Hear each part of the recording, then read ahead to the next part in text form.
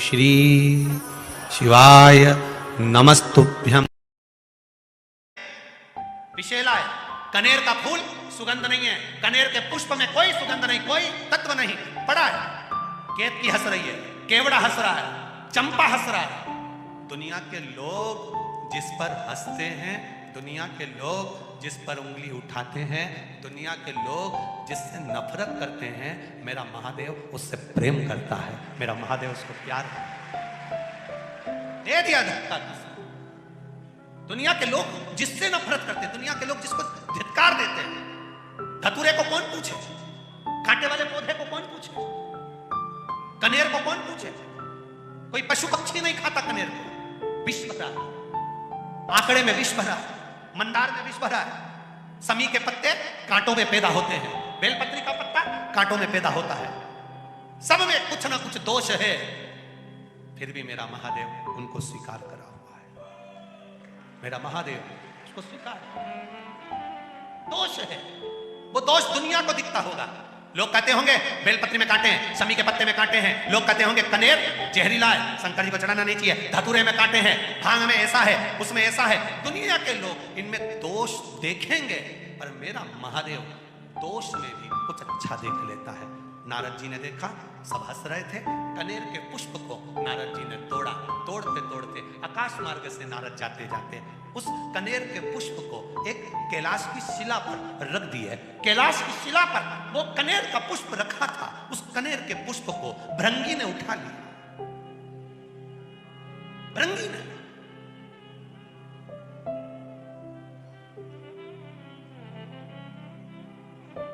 और भृंगी उस कनेर के पुष्प को उठा लेता। श्रृंगी ने देखा कि भृंगी ने कनेर का पुष्प उठाया। श्रृंगी ने आवाज लगाकर कहा, भृंगी क्या कर रहे हो। भृंगी कह रहे हैं, मैं जब महादेव से मिलकर आया था तो महादेव के आज चरणों में कोई पुष्प नहीं था। देवादिदेव महादेव के श्रृंगार में कोई पुष्प नहीं था। श्रृंगी ने कहा, यह पुष्प में सुगंध नहीं है,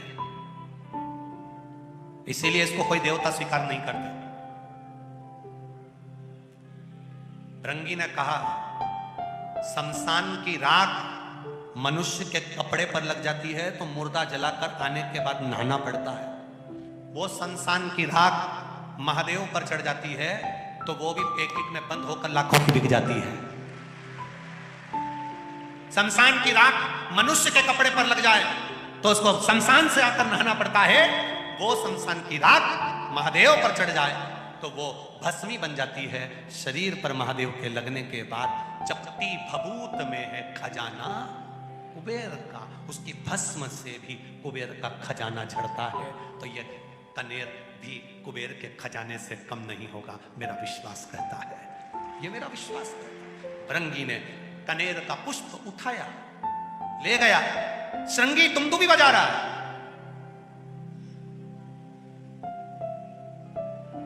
श्रृंगी तुम भी बजा रहा। देवी भागवत कह रही है, कूर्म पुराण कह रही है, कूर्म पुराण का 24वां अध्याय कह रहा है। भृंगी ने पुष्प उठाया और श्रृंगी दुमदुबी बजा रहा है।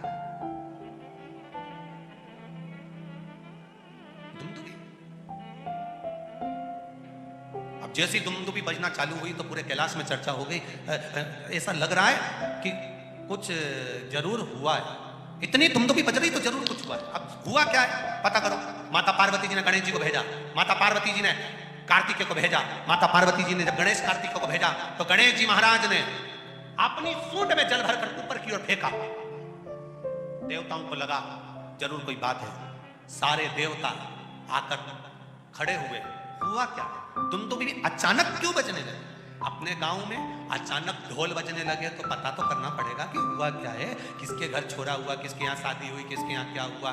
तो मालूम पड़े कि साहब ना तो छोरा हुआ ना शादी हुई, फिर ढोल क्यों बजे? तो के साहब वो मांगने वाला कोई आया है तो वो आटा मांग रिया है तो ढोल बजा रिया। तो क्या मांगने के लिए ढोल की क्या जरूरत पड़ गई? तो क्या लोगों की बेल बजाओ तो गाली दे, ढोल बजाओ तो ताली बजाए, तो इसलिए ढोल बजा। तो इसने आखिर बात क्या है? दुमदुबी बजी तो क्यों बजी? दुमदुबी बजने का कारण क्या है? जो दुमदुबी का नाद पड़ा सारे देवता आकर खड़े हो गए।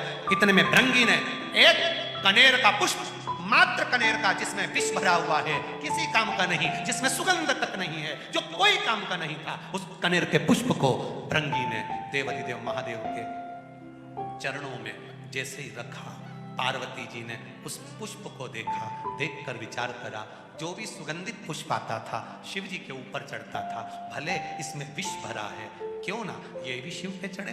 पार्वती जी ने उठाकर शंकर भगवान के कानों में उस पुष्प को लगा दिया। कनेर का वो फूल आज भी शंकर भगवान के फोटो में, पुराने फोटो में, पुराने चित्र में शिव जी के कान में लगा हुआ। कभी कभी किसी ने दर्शन करा किसी ने ऐसा दर्शन कि शिव जी के कान में कनेर का फूल लगा हुआ देखा होगा। तब पार्वती जी ने कानों में उस पुष्प को लगाया। देवाधिदेव महादेव नेत्र बंद कर स्मरण करते हुए देख रहे हैं। देवता खड़े होकर अपने आप को विचार कर रहे हैं कि यह पुष्प शिव जी पर कितना सुशोभित हो रहा है, यह पुष्प हमको भी मिलना चाहिए। भगवान शिव ने नेत्र खोलकर कहा, यह मुझ पर चढ़ा है, देवताओं को भी प्रिय लगा है, सभी देवताओं को कनेर का पुष्प समर्पित होगा और वो कल्याण करने वाला। जहां पर पति और पत्नी के संबंध बेकार हो जाते हैं, विवाद हो जाता है, अदालत में बात पहुंच जाती है, परिवार वालों पर दहेज का केस चालू हो जाता है, कहीं ना कहीं किसी ना किसी रूप में कार्रवाई चालू हो जाती है, पति पत्नी में वापिस प्रेम को बढ़ाया जाए। उस प्रेम को बढ़ाने के लिए शंकर भगवान का समझ लीजिए शिवलिंग, कनेर के पुष्प की माला, गाय के पुष्प की, कनेर का वो पीला जो फूल होता है, आप टीवी पर दर्शन कर रहे होंगे, कनेर के पुष्प की माला जो ऊपर जलाधारी लगी है, जिस जलाधारी में से बूंद बूंद पानी गिरता है, ये शंकर भगवान की 5 बेटियों का स्थान है। कौन कौन सी बेटी नाम ले? जया, विषहरा, श्यामली बारी, गौतली और 5वें नंबर की देव। ये शिव जी की 5 लड़की है जो पानी बूंद बूंद नीचे गिरा रही है। शंकर भगवान की बेटियों के स्थान से शंकर भगवान की जो ये जलाधारी है, जलाधारी अशोक सुंदरी वाला स्थान, ये जो जलाधारी है, बेटियों के स्थान से जलाधारी तक जो कनेर के माला बनाकर स्पर्श कर कर लगा देता है, शिवरात्रि के दिन प्रदोष काल के समय पर उस पति पत्नी में कितना भी झगड़ा हो रहा हो, आपस में प्रेम बनना प्रारंभ हो जाता है। अदालत का केस धीरे धीरे समाप्त हो जाता है। अदालती कार्रवाई यहां तक कहा गया, कनेर का पुष्प, भाई भाई में विवाद हो रहा हो, जमीन के लिए विवाद हो रहा हो, किसी प्रॉपर्टी के लिए विवाद हो रहा हो, या किसी अन्य विवाद में पड़े हुए हो, या तुम्हारे दुश्मन बढ़ रहे हो, तो भी कनेर का पुष्प शिव को समर्पित किया जाता है। कनेर का सुख प्रदान। 2 पुष्प ऐसे हैं जो भगवान शंकर को नहीं चढ़ाए जाते, एक केतकी, एक केवड़ा।